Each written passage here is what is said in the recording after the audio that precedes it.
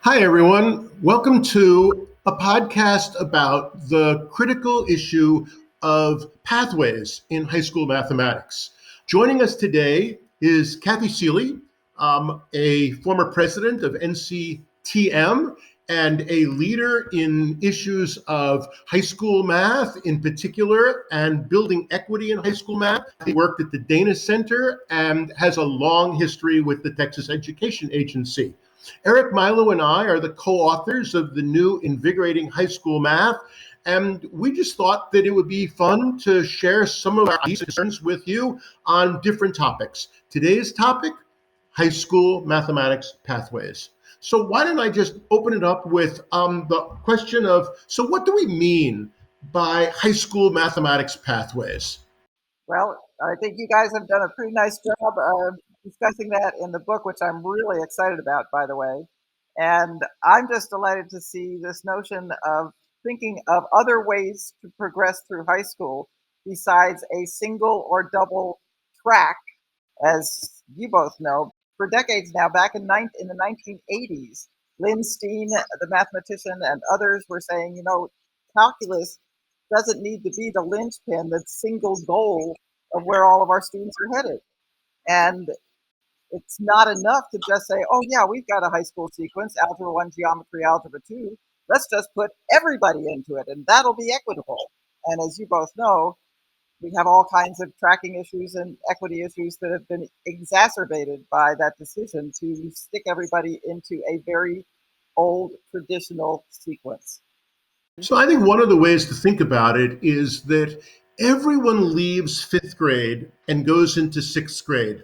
I mean, there is sixth grade math, and therefore it is not appropriate to talk about different pathways or different needs. Everyone needs to be ready for sixth grade math. The same thing occurs in the transition from middle school to high school. We all know that everyone leaves eighth grade and moves to ninth grade.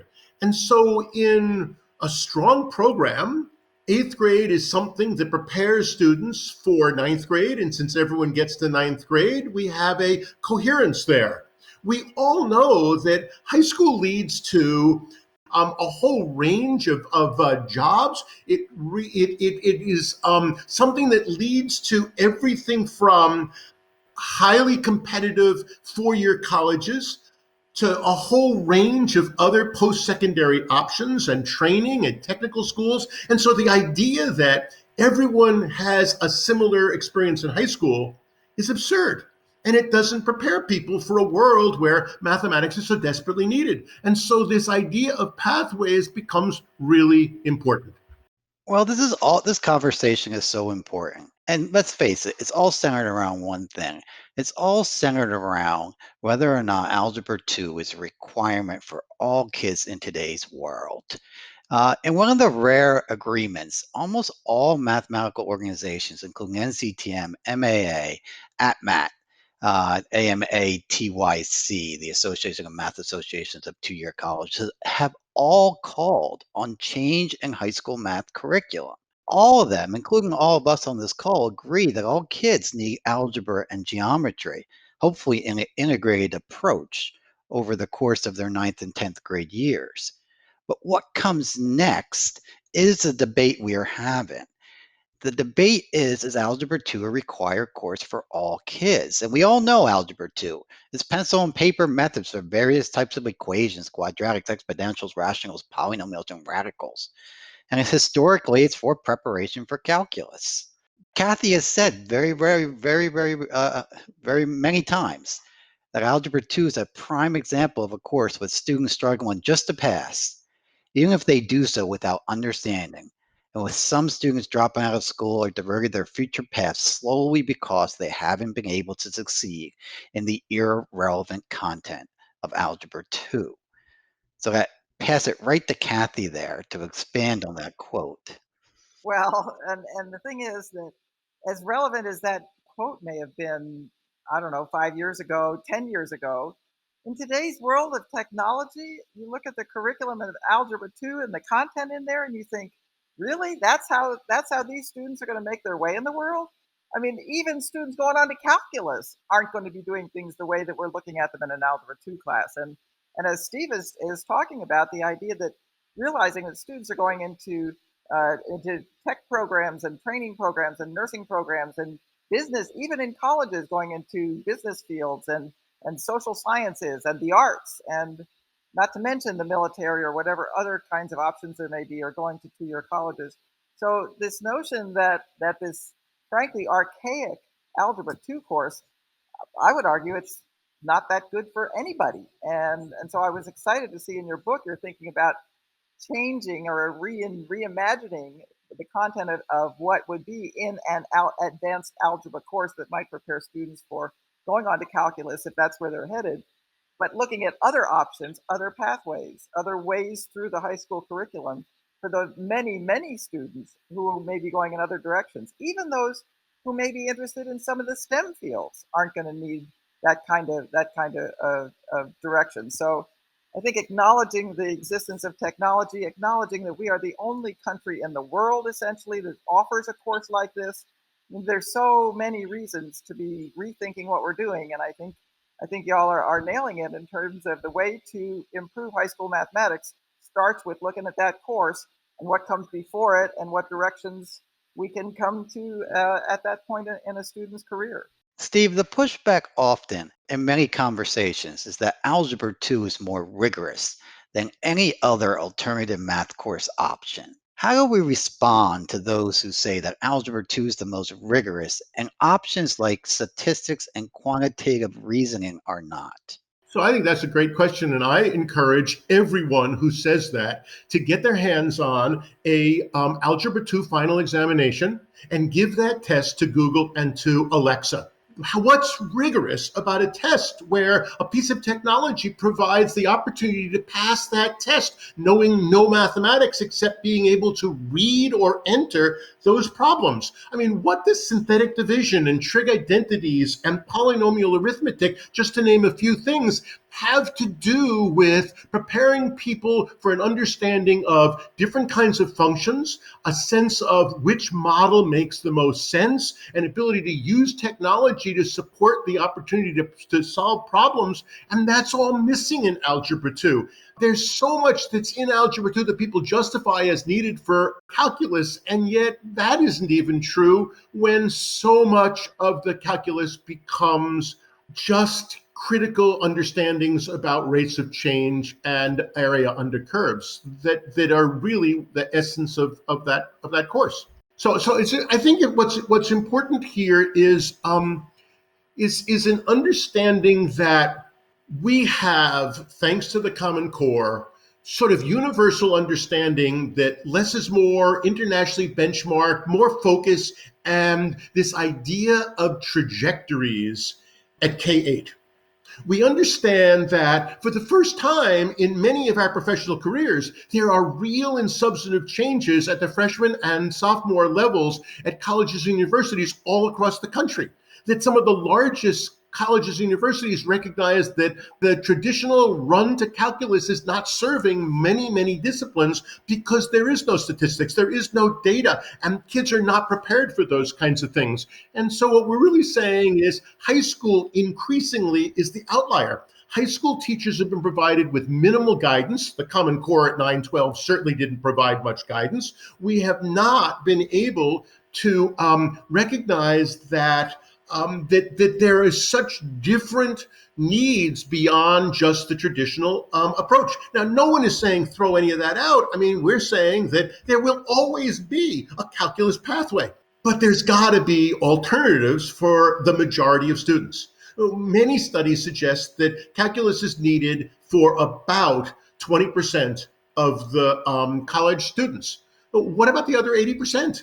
And look at this pandemic and look at the way it has revealed such unbelievable statistical ignorance on the part of the American people. It's unacceptable. And so we think that this idea of pathways is certainly one of the many changes that need to be considered in order to ratchet up the quality of math for everyone. Well, what I was going to say is that this notion of rigor that you mentioned, Eric, is exactly what we need to be looking at. It's not that, oh, calculus is so hard and therefore it's the most rigorous and therefore we should be making everybody do it. but it's looking at the depth of thinking that we want students to be having. It's looking at the complexity. It's looking at the reasoning and the thinking that we want students to be doing. And there are so many better ways for most students to be able to experience rigorous content and productively struggle through that content and actually learn some deep thinking. If we look at some of the things that Steve is talking about, the statistics, and I'm going to argue, I'm a huge fan of financial literacy in a very deep and complex way. I mean, we look at so many of the issues facing families and individuals and economies today in the world deal with understanding interest and deep understanding of credit and debt and what it means to be kicking the can down the road in terms of financial commitments and so on. So the notion of rigor is, it's not just, rigor doesn't mean make it harder and, oh, since calculus must be the hardest course, let's aim them all there. Rigor means help people learn how to think deeply about complex things and use mathematical reasoning and mathematical habits of mind and content that involves statistics and finance and exponential growth and what it means for a pandemic to spread and all those kinds of things that we don't get in a typical progression, even if some of those things might be nice projects on the side or something like that. Let's shift the focus so that students are getting what they need, not just for everyday life, but for those different kinds of careers. Yeah, one of the questions that I ask is, I mean, how can you consider it anything other than malpractice that most students graduate from high school and do not understand why paying the minimum amount on their credit card every month is putting them further and further and further behind? That to me is rigorous when we play that out and when we use technology and when we talk about our fundamental understandings of interest and of exponential growth with interest. It's a no-brainer. So there are now alternatives out there rather than focusing on the development of algebraic manipulations in preparation for calculus. There are alternatives out there for pathways for students in grade 11 and 12 that we all agree can be equally rigorous, but with different goals and different purposes. Such alternatives stem from possibilities of quantitative reasoning courses, uh, statistical pathways, or data science pathways. All these alternatives, and there are examples available out there on quantitative literacy, statistics, and data science, or some combination of them in, in contrast of the calculus pathway. And and resources on finance all over the place, and more people recognizing how important these other directions are. And one of the things, uh, I'm going to pause right here because I want to get to a point that Steph can figure out how to fit in at some point here. But one of the things that I really like about your approach in invigorating high school mathematics is you've talked about the coherence or the movement toward more coherence in grades K through 8. I like the way I see your suggestion of how pathways might go with an integrated common content for grades 9 and 10 or for first and second year of high school math. It looks like we can now conceptualize this K through 10 continuum, which is frankly much more similar to what we see in other countries and much more flexible in terms of preparing students with some of the algebra and some of the geometry, which frankly they've been getting some of all the way through K8 as well. So it's not like it's all of a sudden thrust in there. So what we're looking at along the way is this wonderful coherent K through 10 curriculum. And now in grades 11 and 12, the pathways diverge a bit, and now you have some options. So I really like this notion of looking at that grade 11 and grade 10, the last couple of years, or if students are accelerated, I guess they might have 3 years in there, how you can now specialize in some different areas based on interest or whatever. And one thing I want to mention about it too is that I think we all might agree that there's a whole lot of very small high schools out there who are not going to be able to offer all kinds of pathways. A pathway doesn't, supporting the notion of pathways doesn't necessarily mean you have to offer all the different pathways you can come up with. But what we need is some alternative to the calculus pathway. And having an alternative, at least one alternative, and ideally more than that if you have the facilities and the capacity to do it. I think that's what we're really looking at. Let me reiterate your point about K10. You can't just maintain the Algebra 1 geometry, stop, and then jump to pathways. You are not preparing kids when you have that kind of a traditional program. And so the idea of K10 is recognizing that K8 is currently integrated, that at K8 we are doing number and measurement and geometry and statistics and data and change in algebra all together. We believe that ninth grade and 10th grade need to continue that. We think that we need to reconceptualize those common years of high school without all kinds of tracks. Everyone is taking algebra, geometry, statistics in a quality integrated high school math 1 or math 9 and math 2 or math 10. And then students have a sense of, okay, so where am I going with my life? Am I likely to become a health professional, a physicist? Am I somebody who believes that the sciences are my answer? I really love my chemistry. Well, you are going to go to some kind of a school where you are going to need to have the kind of mathematics that is now provided to every student. You will have a sensible pathway that takes you to calculus. You will do an Algebra 2 pre-calculus of some adjusted sort in 11th grade. You will be able to do calculus because the idea of having 2 years to get kids ready for calculus seems to be less and less valuable when we've moved all kinds of algebra into 8th grade. We've moved some of the geometry into 8th grade. We have these 2 strong years in 9th grade and 10th grade, and then this 11th grade course for the kids who are going to become the users of math, the scientists, the STEM majors, will allow people to take rigorous calculus. Wonderful. But we know that just as rigorous and just as appropriate is not to worry about polynomials and functions and derivatives and exponential kinds of things, but rather to worry about the whole set of critical understandings of samples and of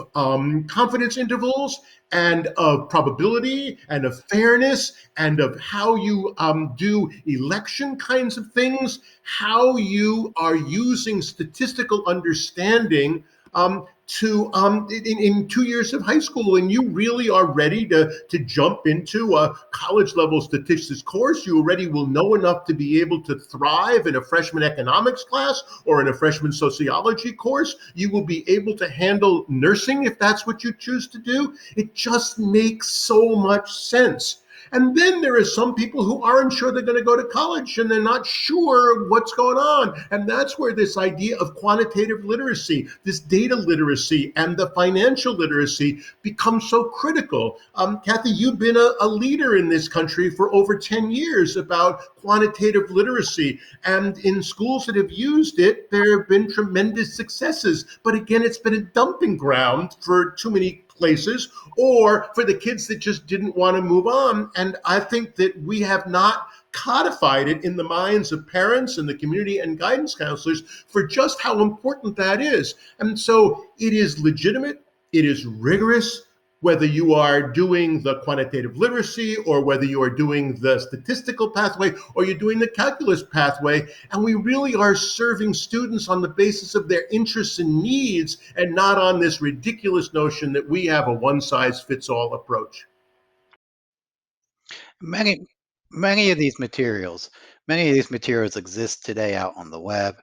Some examples are from Cathy's Dana Center, the Quantitative Reasoning course, the National Science Foundation, in collaboration with UCLA and the Los Angeles Unified School District, has an Intro to Data Science course on the web that's also freely available. And of course, Joe Bowler at Stanford has written the U Cubed Data Science curriculum. All of these are freely available alternative pathways for kids. But it does now raise the question, is how are pathways different from tracking? And how do we not make that same mistake with tracking? Yeah, and I think that fits right in with what Steve is saying, that unfortunately, many places where great courses have been designed, and I know in Texas, and that's been used outside of Texas as well, the advanced, it's called advanced quantitative reasoning or advanced mathematical decision making, depending on where it is.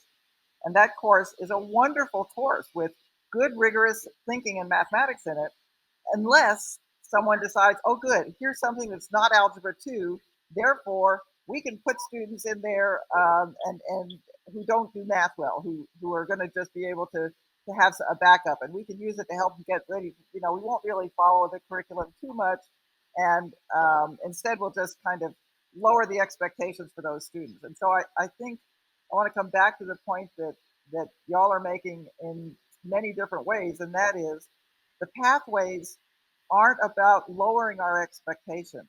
The pathways are about shifting our focus and getting good mathematics. And I think what you're raising is the importance of working with parents in the community and our teachers and students to help them understand that these courses have expectations that you do need to be working on. You do need to be thinking. You do need to be struggling with some stuff. And you're going to learn some new mathematics, even if it's not a checklist of content that looks like something in Greek to a lot of people. So I really like the idea of making sure that we do a community outreach effort, as well as helping teachers shift their focus and looking at these good materials and good programs. And I think Joe Bowler's UQ stuff is a really good example of drawing in community members and getting lots of support from other people.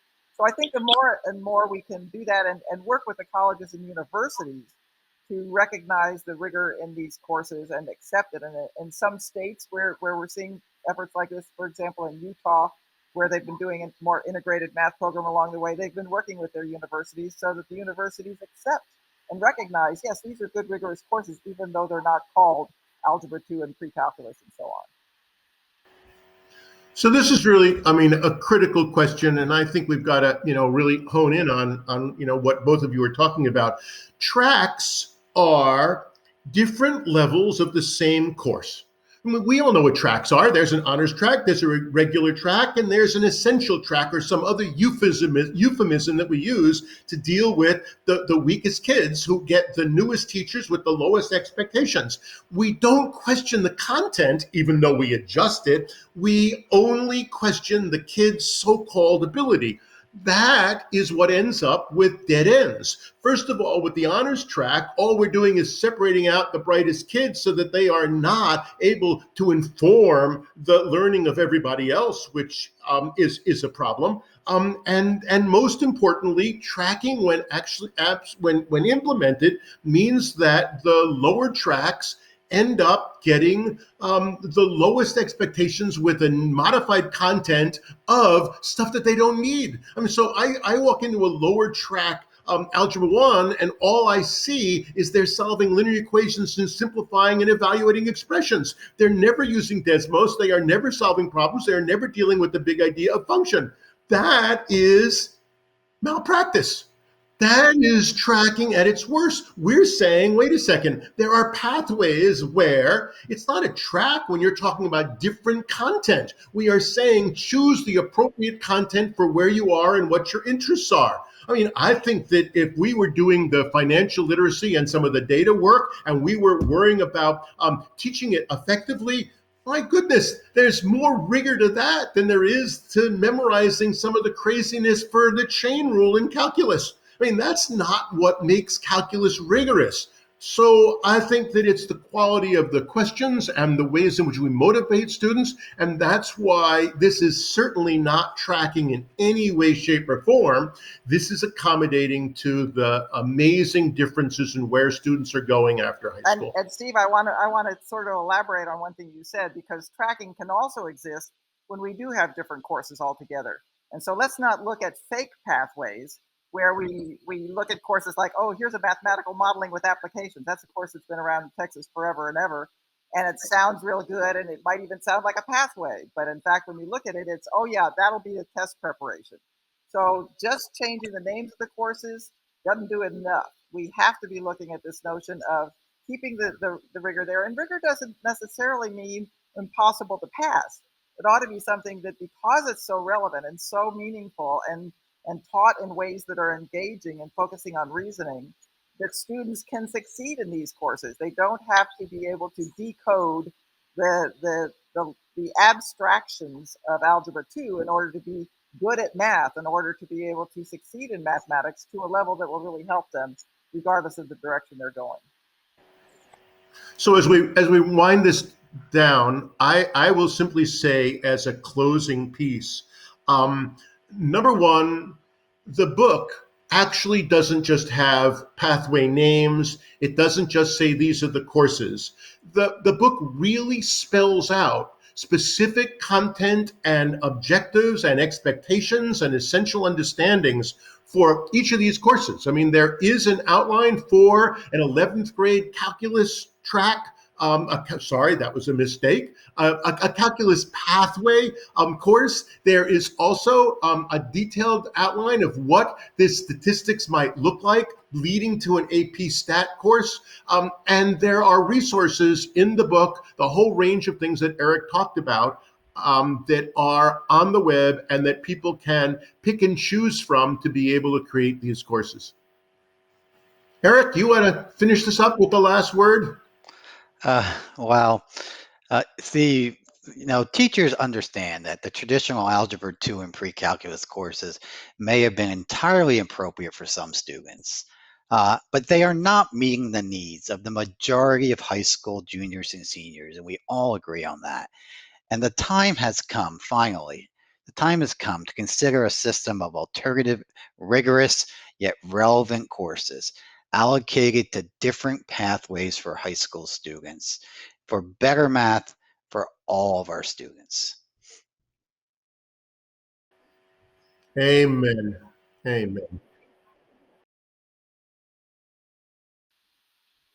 And I just want to thank both of you for writing this book. It needed to be written, and I hope it stimulates the next, not just conversation, but stimulates action toward putting into place some things that can really serve all of our students well. Well, thank you so much for joining us, Cathy. Wonderful. Thank you for joining us, everybody. We hope this was helpful.